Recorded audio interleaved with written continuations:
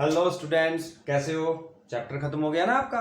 चलो, और सारा कुछ समझ आ गया होगा आपको। अब हम कर रहे हैं इसकी एक्सरसाइज, एनसीईआरटी एक्सरसाइज। सबके पास एनसीईआरटी टेक्स्ट बुक होगी, नहीं होगी तो आपने डाउनलोड कर ली होगी।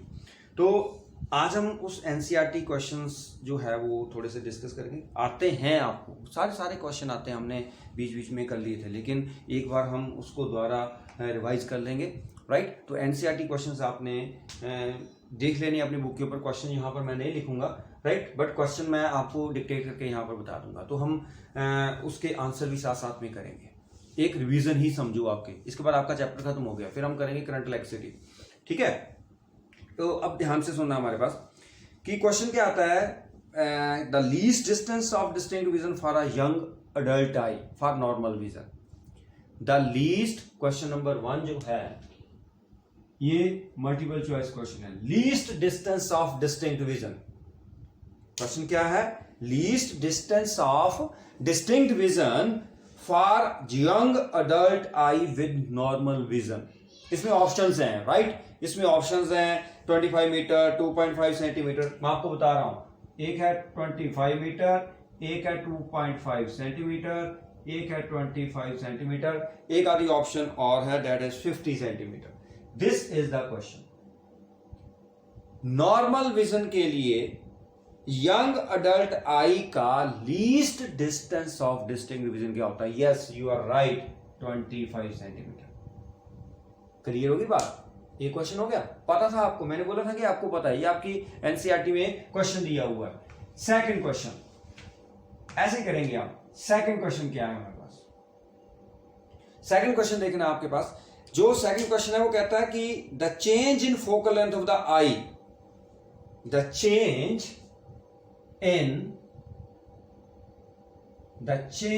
इन focal length of the eye, the change in focal length of the eye lens is caused by, eye lens is caused by, किसके साथ होगा? ऑप्शन दी हुई है pupil, retina, ciliary muscles, iris. Pupal,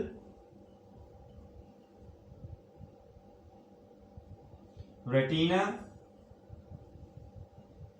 ciliary muscles, pupil, retina, ciliary muscles, iris. बताओ option 1, 2, 3 and 4 कौन C correct किया हुआ आपने? क्या हुआ है? Yes, very good, that is ciliary muscles. ठीक है। The change in focal length of eye lens is caused by ciliary muscles. मैं बता रहा कि सिलियरी मसल्स कॉन्ट्रैक्ट करते हैं या एक्सपैंड करते हैं, उस टाइम क्या होता है, वो बलून वाली एग्जांपल बताई थी आपको, राइट। क्लियर है? उसके बाद आ गया हमारे पास थर्ड क्वेश्चन। कहता है human I forms the image of an object. Human I forms an image. ये सारे एनसीईआरटी क्वेश्चन है बेटा, देख लेना, ठीक है। ह्यूमन आई, क्वेश्चन क्या था? ध्यान से सुनना। Question number 3, human I forms the image of an object. Human I forms an image of the object at, human आई जो है that forms the image of an object at its, कहां पर image बनाती है? ऑप्शंस हैं आपके पास, ध्यान से सुनना। A cornea, iris, pupil, retina. Cornea, iris, pupil, retina. क्या हो? पता है? बताओ, बोलो बोलो। Yes, very good, that is retina. बहुत बार किया, कल भी हमने किया कि इमेज कहां पर बनती है? रेटिना के ऊपर बनती है। Okay, clear? चले आगे। ये भी हो गया। अब क्वेश्चन नंबर 4 आ गया। ये मैं लिखूंगा नहीं, फिर हमारा वीडियो जो है वो बहुत बड़ा बन जाएगा, हम फटाफट करेंगे इसको। क्वेश्चन नंबर 4 मैं डिक्टेट करके आपको बता देता हूं, बुक के ऊपर होगा यहां पर। क्वेश्चन नंबर 4 क्या बोल रहा है?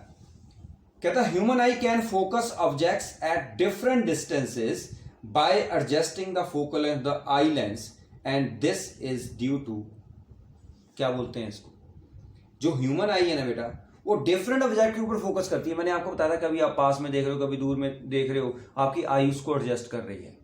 The ability of an eye to adjust is focal length, उसको हम क्या बोलते हैं, क्या बोलते हैं, ability of an eye to adjust is focal length, यही पूछ रहा हो। कहता कि हमारे पास ह्यूमन आई है, वो फोकस कर रही है डिफरेंट ऑब्जेक्ट्स के ऊपर at different distances by adjusting the focal length of the eye lens.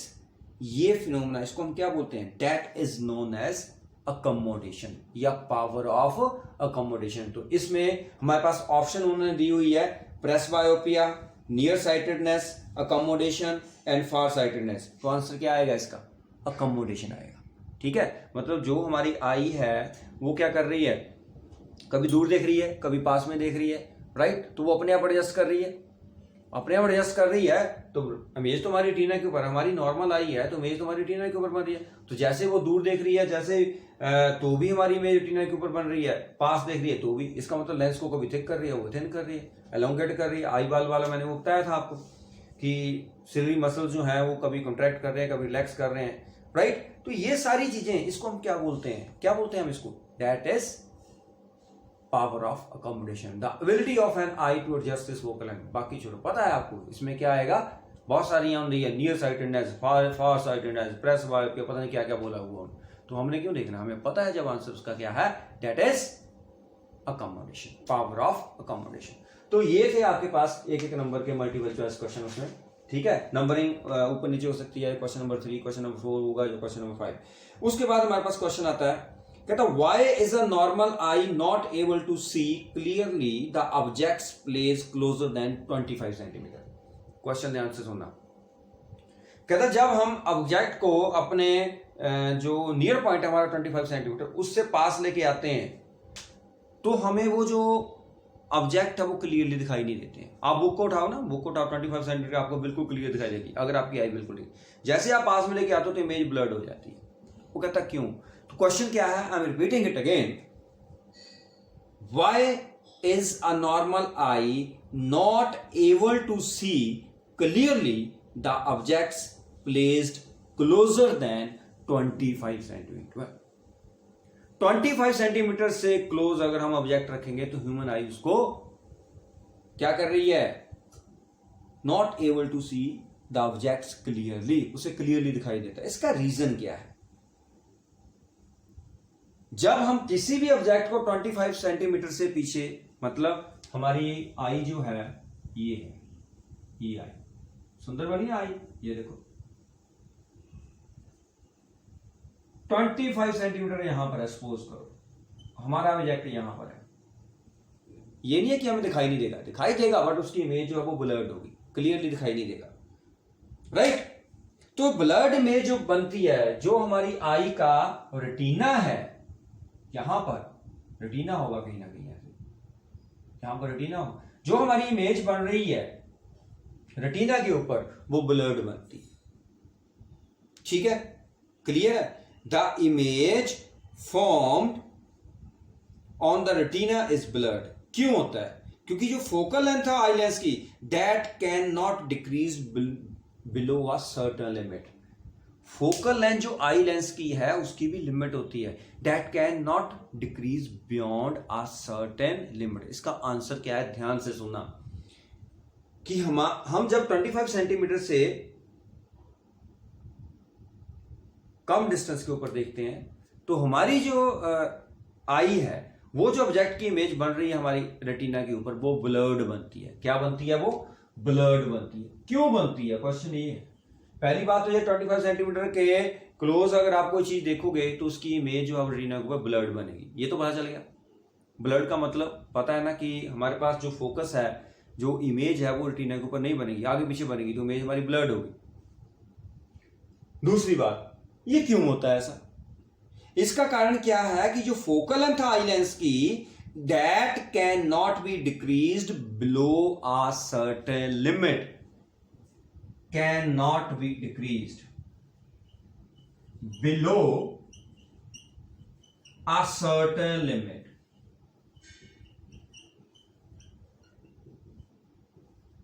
जो फोकल लेंथ है हमारी आई लेंस की, that can not be focal length, ठीक है, समझिए ना, ज्यादा लिखना क्या, focal length of eye lens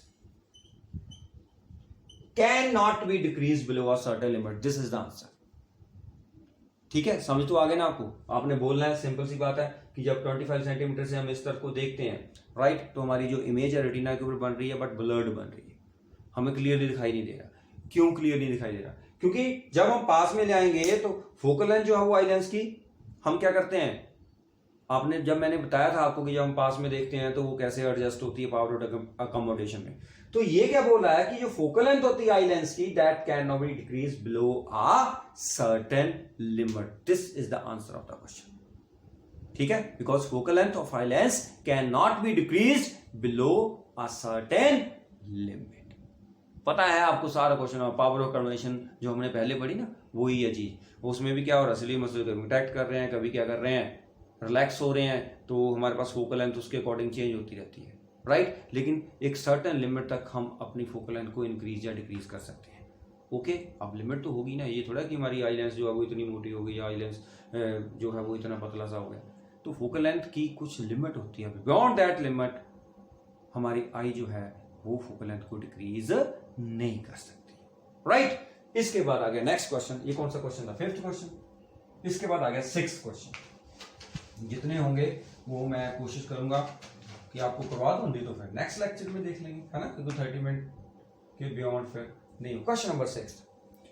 अब क्वेश्चन 6 क्या है, कहता what happens to the image distance in the eye when we increase the distance of an object from the I.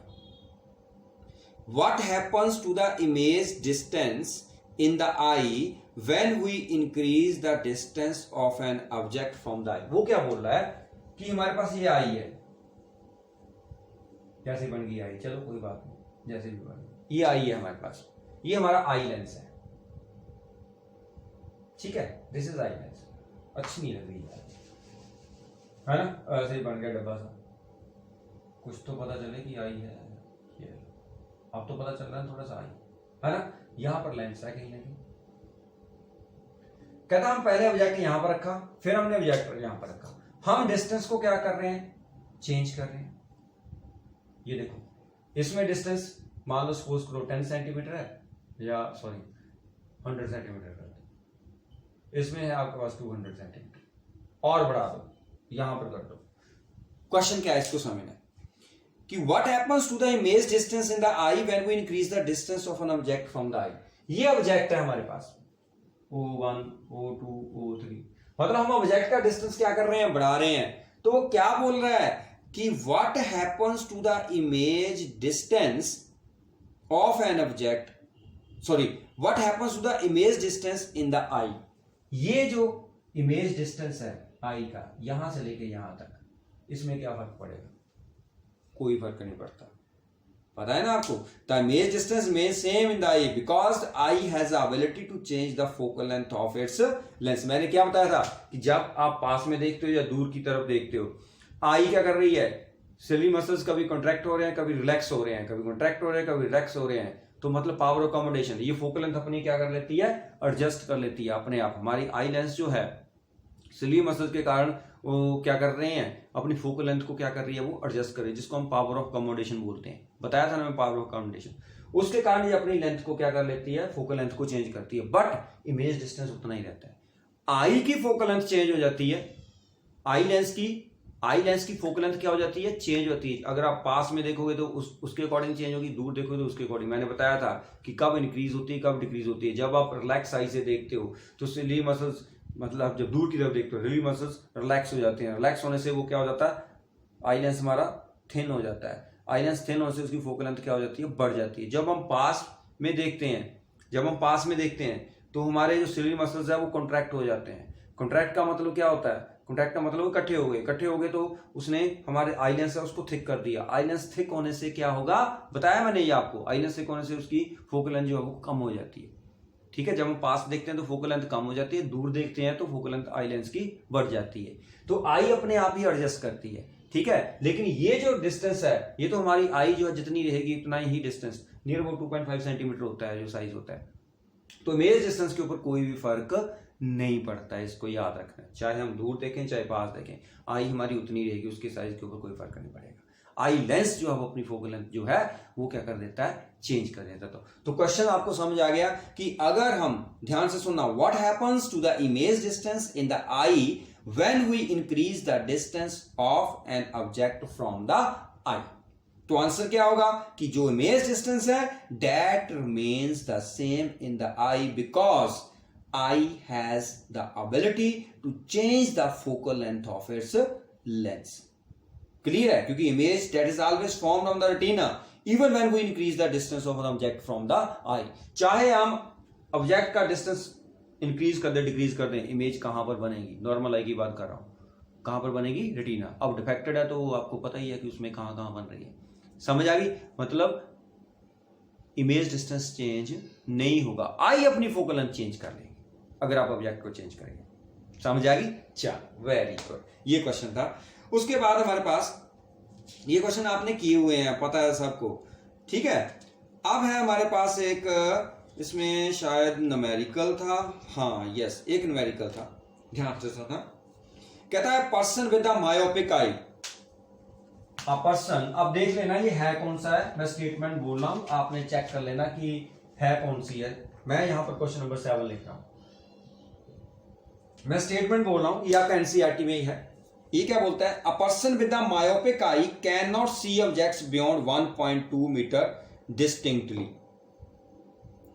Person है, उसको कल हमने यही किया था ना जो लास्ट लेक्चर था, कि ये पर्सन है उसको मायोपिया है, that can not see object beyond 1.2 metre distinctly. मतलब डी कितना दिया हुआ है, 1.2 मीटर, राइट। इसके बियॉन्ड वो नहीं देख रहा है। What should be the type of corrective lens use to restore proper vision. कौन सा लेंस यूज करेंगे, बंदे को क्या है, मायोपिया, मायोपिया हम क्या यूज करते हैं, वेरी गुड, कनकेव लेंस, ये तो पता है, कल हमने इसके ऊपर इतना बड़ा लेक्चर दिया। मायोपिया क्या है, किससे करेक्ट होगा, कनकेव लेंस के। अब वो क्या कह रहा है कि 1.2 मीटर से उसको, मायोपिया क्या होता है, a person suffering from this fat can see near by objects clearly but can not see far off objects clearly. दूर की चीजें उसको क्लियरली दिखाई देती हैं, पास की चीजें दिखाई देती हैं। अब इसको 1.2 मीटर के बाद क्लियरली दिखाई नहीं दे रहा है, इसका मतलब जो हमें डी दिया हुआ वो कितना दिया हुआ है, 1.2 मीटर, ठीक है, क्लियर है। तो मैंने कल आपको लेक्चर में बताया था कि यहां पर डी जो होगा वो क्या होगा, माइनस की। तो हमने निकालना क्या है, पावर निकालनी, ठीक है। पावर किसके बराबर होती है, फोकल लेंथ के बराबर। अब मैंने क्या बताया कि 1.2 मीटर, तो हम उसको एडजस्ट करेंगे, तो यहां पर आपकी जो फोकल लेंथ होनी चाहिए उसकी वो कितनी होनी चाहिए, -1.2 मीटर, और पावर कितनी होगी 1.f तो -1.2। इसको सॉल्व कर लो, जितना आपके पास आएगा, कितना आएगा, माइनस माइनस ये आएगा -0.83, माइनस साइन साथ में लगा लो, 83 डायोप्टर, इतना आएगा -0.83 डायोप्टर। पता चल गया ये फोकल लेंथ नेगेटिव क्यों हुई, तो मैंने बताया कि कनकेव लेंस यूज कर रहे हैं, तो कनकेव लेंस है, तो कनकेव लेंस में हमारे पास जो इमेज बनती है आपको पता है ऐसे ही है, ये है, ये ऐसे चलेगी, राइट। तो अगर मान लो ये हमने सेंटर से लिखा, चल थोड़ा सा ऊपर करते, ये हम प्रिंसिपल एक्सिस कर रहे हैं, ये रे आ रही है, ये ऐसे चलेगी, जब आप इसको पीछे की तरफ करोगे तो यही होगा इसका फोकल, यही होगा, राइट। तो इसकी फोकल लेंथ क्या होती है, नेगेटिव होती है। तो मैंने क्या बताया कि अगर उसको 1.2 मीटर तक नहीं दिखाई दे रहा है, तो मैंने कल जो लास्ट लेक्चर था इससे पहले, राइट, तो उसमें मैंने क्या बताया था कि हमने उस, चाहे वो कहीं भी देख रहा है, लेकिन हमने ऑब्जेक्ट कहां पर प्लेस करना है, कहां पर प्लेस करना है, जहां पर उसका ये है, इसको बोलते हैं फार पॉइंट। मतलब मायोपिक आई में हमें फार पॉइंट दिया जाता है, और हाइपरमेट्रोपिक जो हाइपरमेट्रोपिया है उसमें हमें क्या देते हैं, नियर पॉइंट देते हैं, ठीक है। मतलब ये जो है इसका फार पॉइंट है, इसके बाद इसको दिखाई नहीं दे रहा है, तो हमने उसको उसी ढंग से एडजस्ट करना है, जैसे मैंने लास्ट लेक्चर में आपको बताया था, तो उसके अकॉर्डिंग। ये तो मैंने जस्ट आपको एक्सरसाइज के क्वेश्चन बताने के लिए है, सिंपल है, आप समझ आ गई। इसमें डी कितना है दिया हुआ है, -1.2, मतलब डी मतलब फोकल लेंथ आपको दी हुई है, फोकल लेंथ आपको दी हुई है, फोकल लेंथ नेगेटिव होती है कनकेव लेंस की, तो इसलिए हमने ये आंसर निकाल दिया। चलिए आगे। इसके बाद क्वेश्चन आया, कहता है person, next question, question number 8। समझ आ रही है ना? ये न्यूमेरिकल मैं इतनी जल्दी इसलिए खत्म कर दिया क्योंकि ये इससे पहले जो मैंने लेक्चर पोस्ट किया, मींस कल जो आपने लेक्चर देखा, उसमें इसको मैंने बहुत ही अच्छे ढंग से आपको बताया, तो हम इसके ऊपर टाइम नहीं वेस्ट करेंगे। राइट, अब है हमारे पास next question, a person needs a lens of power -5.5D dioptre for correcting distant vision. मतलब एक पर्सन है, उसके पास जो उसने स्पेक्टेकल्स लगाई हैं उसकी पावर है -5.5, ठीक है। मतलब जो उसने लेंस लगाया ना उसकी पावर कितनी है? -5.5D, ठीक है, क्लियर है। अब कहता है for correcting his near vision he needs a lens of power +1.5 dioptre, clear. मतलब पर्सन है, उसने क्या किया, उसने एक लेंस यूज किया जिसकी पावर कितनी है? -5.5 dioptre for correcting distant vision. मतलब दूर का उसको दिखाई नहीं देता, उसको उसने करेक्ट करने के लिए -5.5 डायोप्टर का लेंस यूज किया। समझ आ गई कि उसने दूर की चीजों को देखने के लिए उसने लेंस यूज किया -5.5 डायोप्टर। फिर उसने अपनी पास की विजन को, नियर विजन को ठीक ढंग से, मतलब for correcting is near vision, मतलब पास की चीजों को देखना है उसने, तो उसने एक लेंस लिया जिसकी पावर थी -1.5 डायोप्टर। मतलब ना तो उसको दूर का दिखाई दे रहा था क्लियरली, ना पास का दिखाई दे रहा। इट मींस ये पर्सन कौन सा है? कौन सा पर्सन है जिसको ना तो पास का क्लियर दिखाई देता ना दूर का? Presbyopia. A person suffering from this effect cannot see nearby objects as well as far off objects clearly. तो अगर उसने दूर की चीजों को देखना है तो उसे ये लेंस चाहिए था, अगर उसने पास की चीजों को देखना है तो उसके लिए ये लेंस चाहिए था। यहां पर मैंने प्लस लिखना था, +1.5 डायोप्टर। ये दूर की चीजों को देखने के लिए है, ये पास की चीजों को देखने के लिए। अब क्वेश्चन क्या है, what is the focal length of the lens required for correcting distant vision and near vision. तो ये है डिस्टेंट विजन और ये हमारे पास क्या है? नियर विजन के लिए।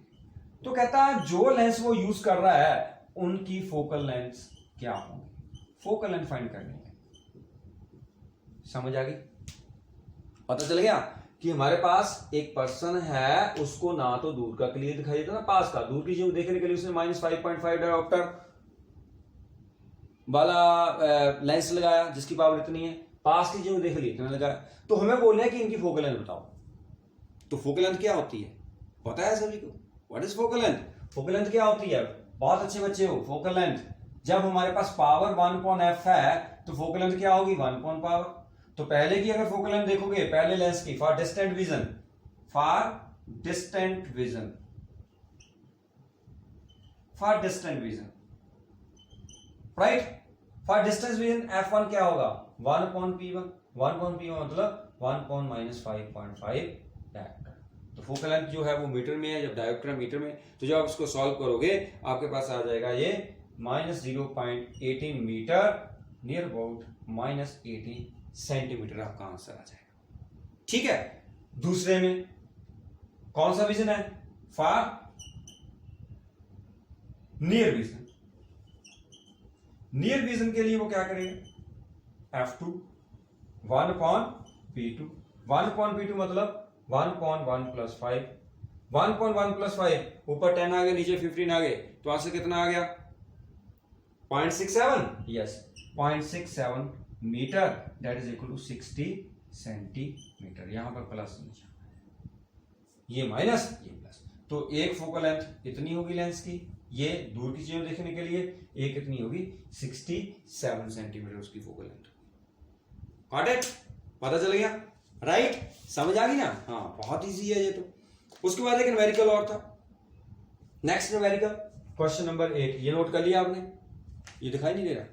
ये लो, इसका स्क्रीनशॉट ले लो यार, ये लो। ठीक है, अब तो दिखाई दे रहा है ना? चलें आगे।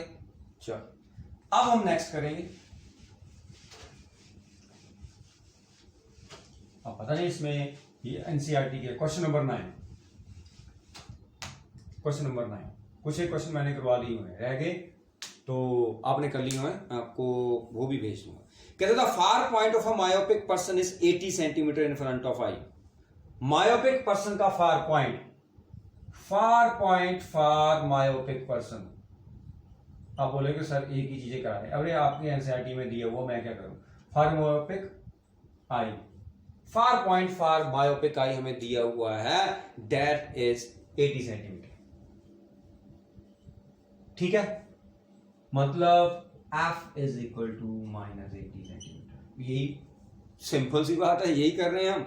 फार पॉइंट माइनस ही होगा, फार पॉइंट हमें कितना दिया हुआ 80 सेंटीमीटर, तो फोकल लेंथ कितनी होगी उसकी माइनस 80 सेंटीमीटर, मायोपिक आई है, राइट।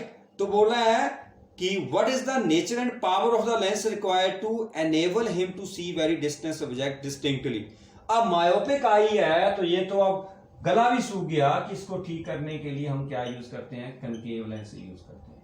अब उसका फार पॉइंट 80 सेंटीमीटर, तो फोकल लेंथ इतनी होगी, तो पावर निकालनी है। पावर क्या होती है, अब सेंटीमीटर में है तो सेंटीमीटर में जब आप लेते हो तो 100/f लेते हो, अगर मीटर में लेते हो तो 1/f, अगर सेंटीमीटर में हो तो 100/f लेते हो, तो f की वैल्यू पुट कर दो, ये बन गया 100/-80, 10/8। जितना भी आंसर आ रहा है तो वो आपकी पावर आ जाएगी, कितनी आ जाएगी, ये आ जाएगी 1.25 minus 1.25 director, this is the power.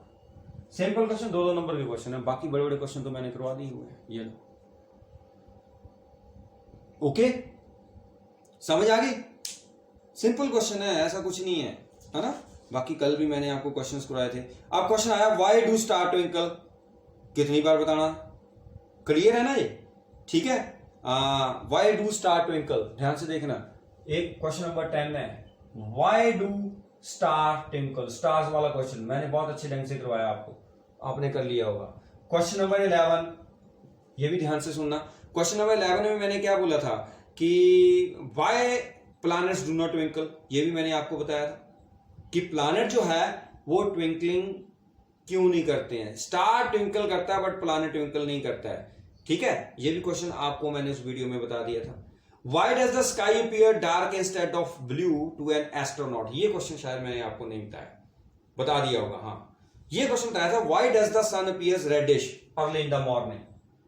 Star वाला कर दिया, प्लैनेट वाला क्वेश्चन है वो भी मैंने आपको एक्सप्लेन कर दिया हुआ है, और वो सनसेट और सनराइज जब होता है तो रेड कलर होता है सन का, वो भी मैंने बता दिया, due to scattering of light. एक क्वेश्चन और था why does the sky appear dark instead of blue to an astronaut. जो एस्ट्रोनॉट होते हैं ना बेटा, एस्ट्रोनॉट जो स्पेस में जाते हैं, उनको स्काई जो है वो ब्लू कभी भी दिखाई नहीं देता। जैसे वो एटमॉस्फेयर से बाहर हो जाते हैं तो स्काई उनको ब्लू नहीं दिखाई देता। क्यों नहीं दिखाई देता, वो एटमॉस्फेयर से बाहर चले गए। जो एस्ट्रोनॉट होते हैं वो एटमॉस्फेयर से बाहर चले जाते हैं। एटमॉस्फेयर अर्थ का जो है, राइट, वैसे तो हम कहते हैं कि 12 किलोमीटर तक है, लेकिन 1200 किलोमीटर तक है। अगर हम देखें उसकी डेंसिटी धीरे धीरे धीरे धीरे, आपने पढ़ा होगा स्ट्रेटोस्फीयर, मीजोस्फीयर, राइनोस्फीयर, ये उसमें पढ़ोगे आप, क्या बोलते हैं, एसएसटी में पढ़ोगे, राइट।